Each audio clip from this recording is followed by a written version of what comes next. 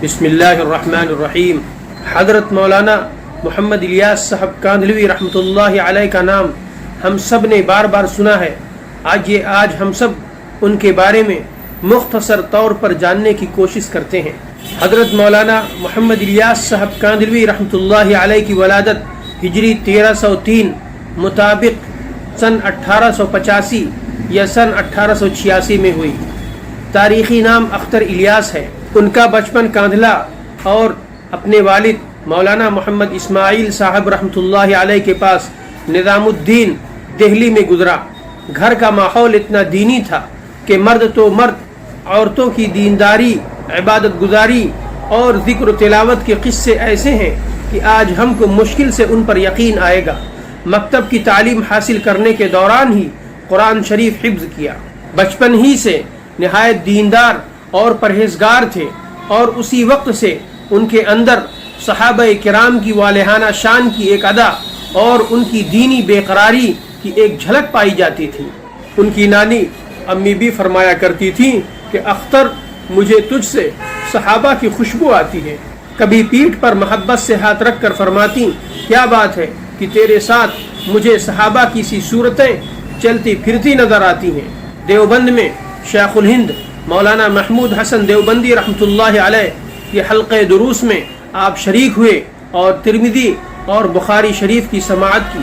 شیخ الہند رحمۃ اللہ علیہ کہا کرتے تھے کہ جب میں الیاس کو دیکھتا ہوں تو مجھے صحابہ یاد آ جاتے ہیں۔ دین کی یہی حمیت تھی جس نے آگے چل کر منظم شکل اختیار کر لی۔ بچپن ہی میں آپ سے بعض اوقات ایسی چیزوں کا اظہار ہوتا تھا جو عام بچوں کی سطح سے بہت اونچی ہوتی ہیں۔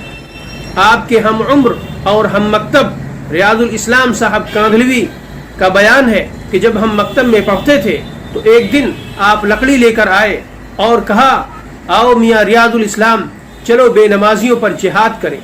طالب علمی ہی کے زمانے میں مولانا رشید احمد گنگوہی رحمۃ اللہ علیہ سے بیعت کی۔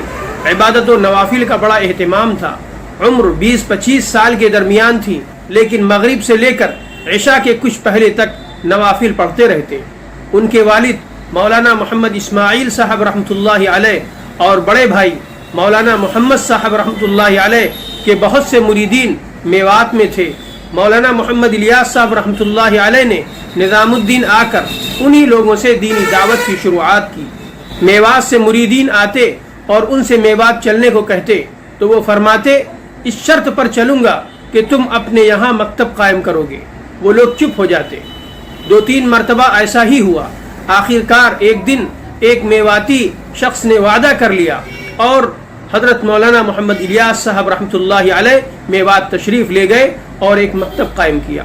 اس طرح مولانا محمد الیاس صاحب رحمۃ اللہ علیہ میوات آتے جاتے رہے اور کچھ مدت میں کئی 100 مکتب قائم ہو گئے۔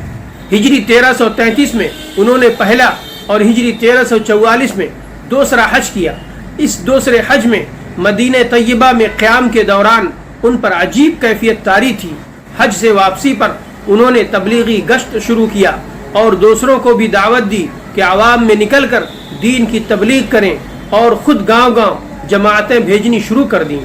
آج پوری دنیا میں جماعت کا کام ہو رہا ہے، اور اس کام کی برکت سے کتنے جاہل اور گمراہ لوگ دیندار ہو رہے ہیں، نمازی بن رہے ہیں، تہجد گزار بن رہے ہیں۔ اس کام کو شروع کرنے والے یہی حضرت مولانا محمد الیاس صاحب کاندھلوی رحمۃ اللہ علیہ ہیں۔ اس کام کو دیکھ کر حضرت مولانا اشرف علی تھانوی رحمۃ اللہ علیہ نے کہا تھا کہ الیاس نے یاس کو آس سے بدل دیا، یعنی نا امیدی کو ختم کر کے امید کی کرن پیدا کر دی۔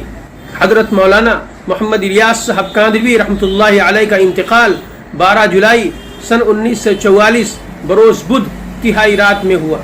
شیخ الحدیث حضرت مولانا محمد زکریا صاحب کاندھلوی رحمۃ اللہ علیہ نے نماز جنازہ پڑھائی۔ نماز جنازہ میں شرکت کے لیے انسانوں کا ایک ہجوم تھا جو بڑھتا جا رہا تھا۔ بڑی مشکل سے جنازہ قبر تک پہنچا۔ نعش قبر میں اتاری گئی اور دین کی یہ امانت خاک کے سپرد کر دی گئی۔ اور جب سورج غروب ہوا تو دین کا یہ آفتاب، جس کی تابانی سے ہزاروں خاک کے ذرے چمک اٹھے تھے اور دور دور تک دین کی حرارت پیدا ہو گئی تھی، خاک میں اوجھل ہو چکا تھا۔ بنا کردند خوش رسمیں بخاک و خون غلطی دن، بنا کردند خوش رسمیں بخاک و خون غلطی دن خدا رحمت کند عاشقان پاک تینت را.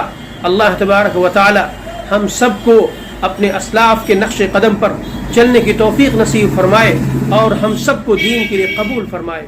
آمین.